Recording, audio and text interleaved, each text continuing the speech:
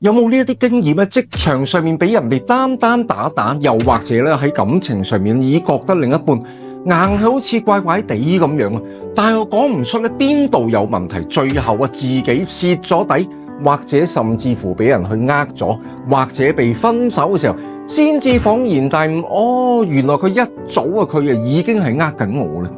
如果你有呢一啲經驗咧，一定要留心聽落去。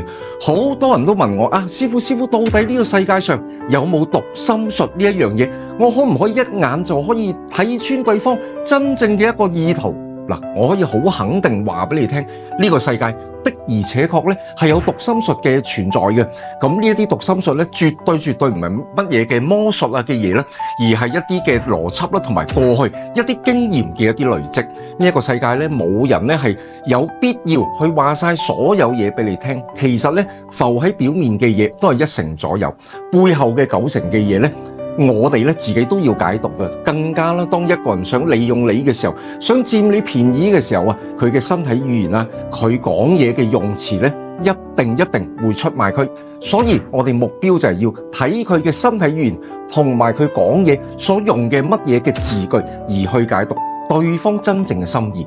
嗱，咁呢條片咧，我就會教你3個非常之實用嘅方法，去睇穿對方真正嘅一個意圖。嗱，尤其咧去到影片嘅最後，大家一定唔可以錯過，因為我會話俾你聽，當對方咧講咗呢一句說話嘅時候咧，100%咧，佢其實咧佢準備要利用你，或者甚至乎係呃你噶啦。如果你唔想做職場上啦，或者係感情上嘅水魚咧，呢一條影片對你非常之有用，想唔想知道咧？唔好行開啦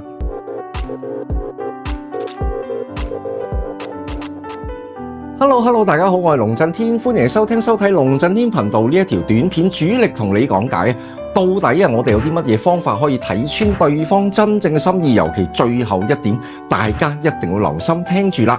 咁短片開始之前咧，咁都希望大家都可以俾一個 like 俾我，去支持我啦，幫助呢一條影片運算邏輯推廣出去。當然啦，大家如果有啲乜嘢嘅經驗啊，睇唔穿對方啊，或者有呢一啲嘅經歷嘅時候咧，都歡迎留言咧，就話俾我聽。嗱，首先我哋要明白啦，點解我哋總係會俾人呃到？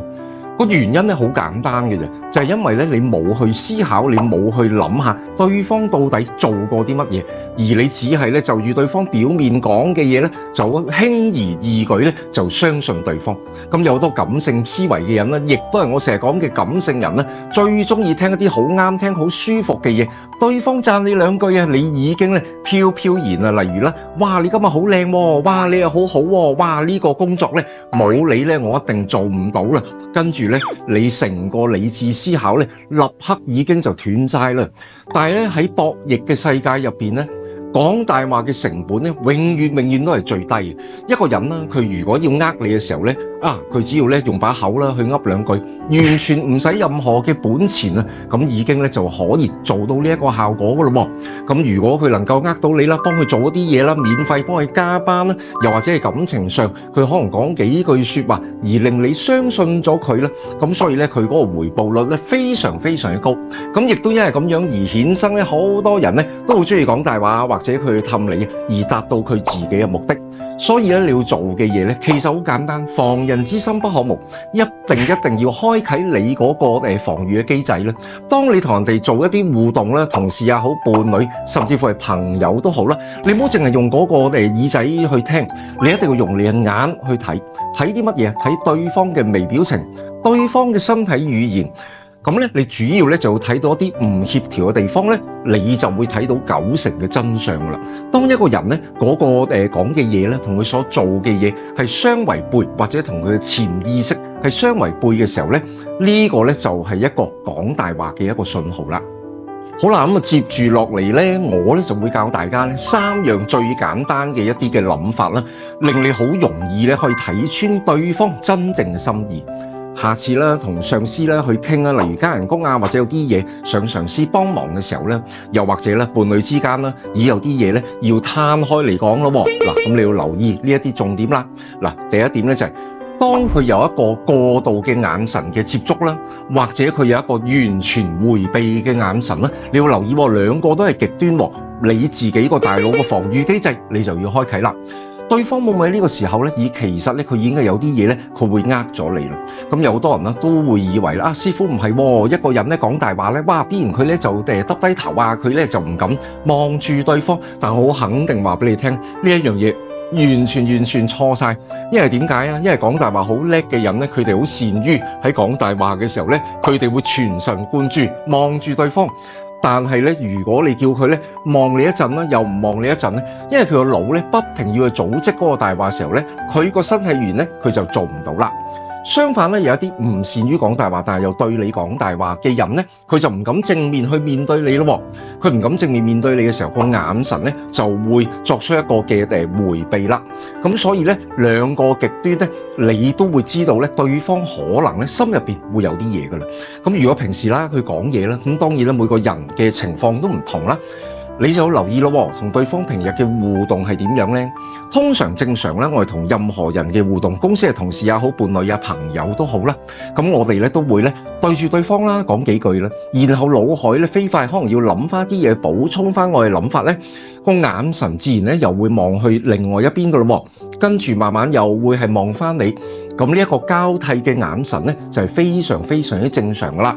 但係如果各走極端嘅時候，一係咧佢就一直都碌大隻眼望住你，因為佢腦海要組織嗰個大話咧，佢唔能夠分神啊，所以咧佢不自覺身體語言出賣咗你咯。咁然之後咧，佢就會不停去望住你，又或者咧完全一個迴避嘅眼神咧，都會引起你嘅懷疑。呢個時候咧，你個腦咧就開始要思考啦。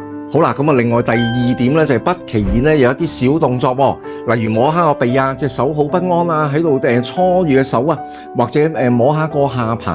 通常呢一啲人咧，你都要理解為咧有少少咧不懷好意噶啦。因為點解啊？人嘅本能咧，我哋講大話嘅時候啊，大話唔可以講喎。小朋友嘅時候，媽媽點樣教噶？媽媽就會揞住個嘴喎，呢啲大話唔講得噶，要揞住個嘴。但係去到大個咯，咁變咗咧又唔會揞住個嘴啦，因為揞住個嘴咧呢一個動作咧太明顯啦，對方好容易會睇到你咧可能講大話啦，或者入邊係有啲嘢噶啦。咁成年人會點樣啊？佢就會不自覺有一啲小動作，因為咧佢個精神咧開始緊張起嚟咧，佢又摸下個鼻有啲小動作啊，搓下隻手啊，各樣嘢。呢個時候要點樣咧？你其實就要有一個勢頭，你要出現啦。嗱，咁我喺嗰個職場嘅一個課程啦，辦公室政治術啦，好有用嘅課程。我唔知大家有冇參加啦。嗱，呢個課程對大家好有用嘅，咁大家亦都可以咧就留意下啦。咁咧，我亦都去有講過咧，你都會有一個勢嘅。咁呢個勢係點樣做出嚟？當你見到對方咧有啲嘢唔係太肯定嘅時候，你有眼神應該加倍堅定，你要俾翻啲壓力俾對方。如果對方真係講大話嘅時候咧，佢必然咧佢嗰個潛意識佢頂唔順，佢一頂唔順嘅時候點啊？哇！佢嗰啲小動作就會越嚟越多，哇！摸鼻啊，個人咧就會非常嘅緊張。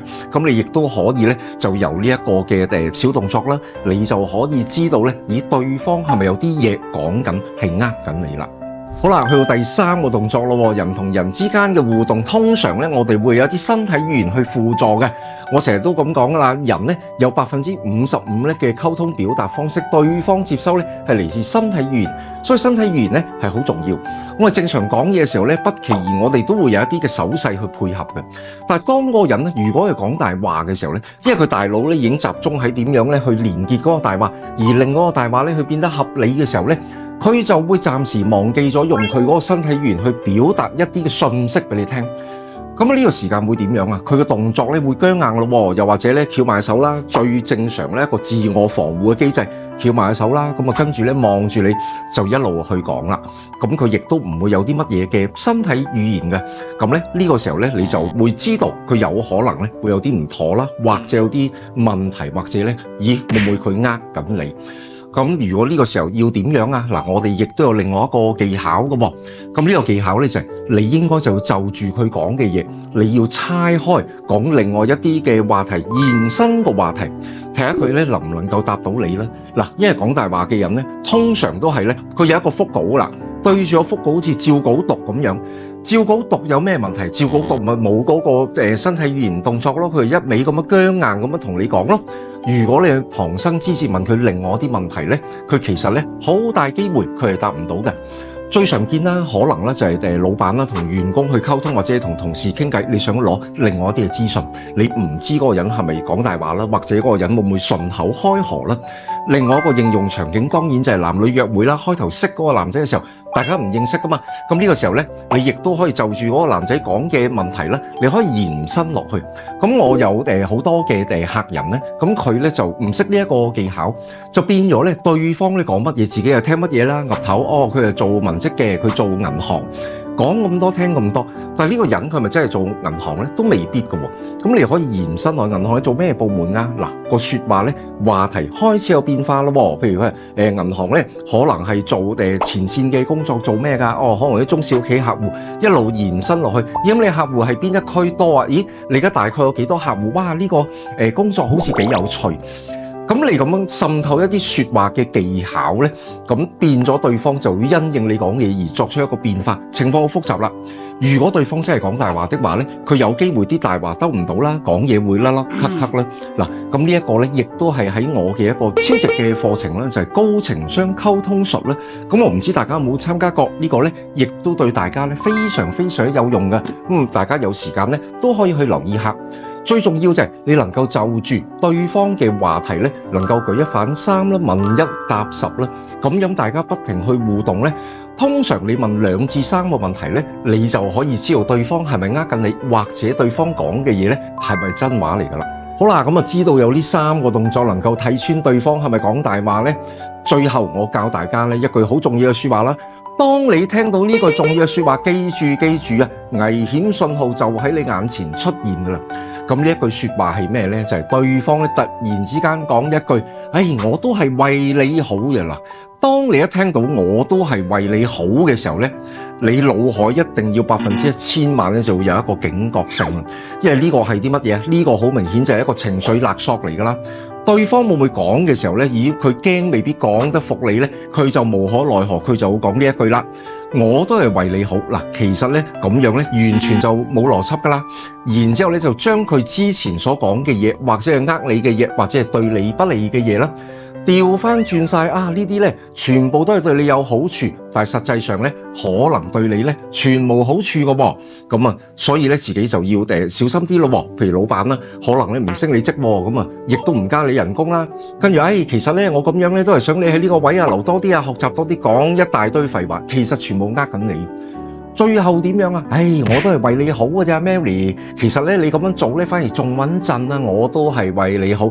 當你聽到呢度咧，你就會明白啦。其實咧，會唔會你嘅上司咧，對方咧，好大程度上都係可能利用緊你嘅仁慈或者你嘅好人咧，要你繼續留喺度做一啲咧比較辛苦嘅工作咧，但係佢又冇俾到一啲嘅福利俾你啦，例如升你職啊、加人工啊，咁自己就要留意啦。好啦，咁去到結論啦。我哋做人呢，做人要有邏輯喎，唔能夠亂咁做一個好人啊。我都同意大家要做好人嘅，但係要做一個有條件、有思考力嘅一個好人。下次當聽到對方啦同你講為你好嘅時候，又或者咧一邊同你講咧，哇好多小動作嘅，又摸個鼻啊，又捽隻手嘅時候咧，你亦都唔使當場拆穿佢喎，你亦都唔需要發脾氣，你只需要心入邊明白咗，話俾自己聽 ，OK， 我嘅境界線出咗嚟啦，我知道你有機會呃我。然之後你根據翻我頭先講嘅方法咧，你就能夠巧妙避過一啲嘅陷阱，對你不利嘅嘢咧，全部你都可以避開晒。嗱，如果你想學多啲關於一啲職場博弈啊，點樣去睇穿人性啊，點樣可以去反擊對方咧？嗱，記得訂閱呢個頻道啦。咁啊，另外啦，我有一個辦公室政治術啦，咁呢個亦都係一個好實用嘅一個職場課程，大家都可以留意嘅。好啦，咁影片去到呢度差唔多啦，我哋 cross check 一次啦，咁都可以俾一個 like 俾我喎，咁作為對我支持同埋鼓勵啦。咁如果你有啲乜嘢嘅職場嘅問題啦，遇到一啲工作上嘅不滿啦，歡迎隨時留言話俾我聽喎。又或者有啲乜嘢嘅例子啦，喺呢一條影片入邊有啲乜嘢學習得到嘅地方，亦都可以留言話俾我聽嘅。好，咁影片呢時間去到呢度差唔多咯，我哋下條影片再見啦，拜拜。